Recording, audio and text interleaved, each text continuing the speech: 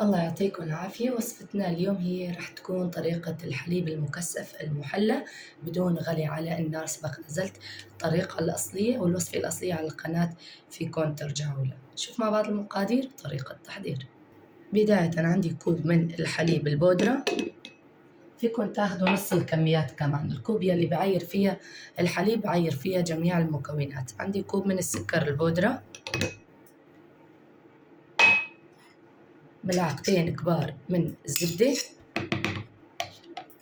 عندي آخر شي راح أحتاج 3/4 كوب من المي، يمكن أحتاجها كلياتها أو أقل. لاحظوا عندي 3/4 كوب، ما بضيف كلياتها، بدي أضيف نص كوب بخلي الربع. حرك هالمكونات مع بعض، إما تستخدموا إبريق الخلاط أو تستخدموا الهاند بلندر. بنشوف القوام، إذا القوام تمام فبنواصل المكونات، وإذا بيحتاج المي بنضيف المي. نشوفكم بالمرحلة الجاية. المي تكون مغلية يا أصدقائي حتى يدوب الزبدة. هلا هيك القوام صار تمام. مثل ما خبرتكم المي بنضيفها بالتدريج، يعني يا دوب أنا استخدمت أقل من نص كوب كمان. لاحظوا أنا أخذت هون 3/4 كوب، يعني أخذت 3 كوب تقريبا.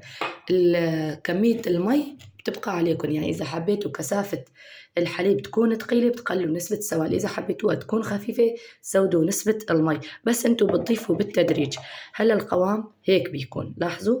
بس هلا بدي أحطها بالثلاجة، هي سخنة كتير. هلا بس بدي أحطها بالثلاجة، بعدين رح تسمك أكتر من هيك. نشوفكم مرحلة التقديم.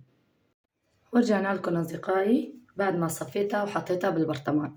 حابة أفرجيكم القوام، ضلت بالثلاجة 3 ساعات. لاحظوا القوام تبارك الله مثل الجاهز وأحسن.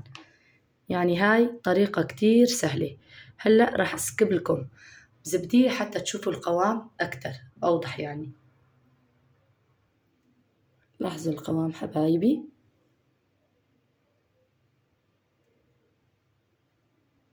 هاد هو.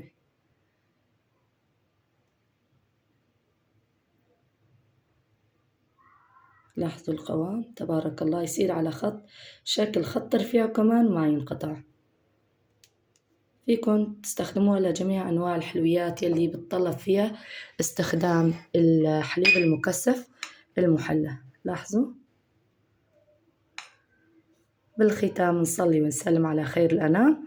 اللهم صل وسلم وبارك على سيدنا محمد وعلى آله وصحبه وسلم.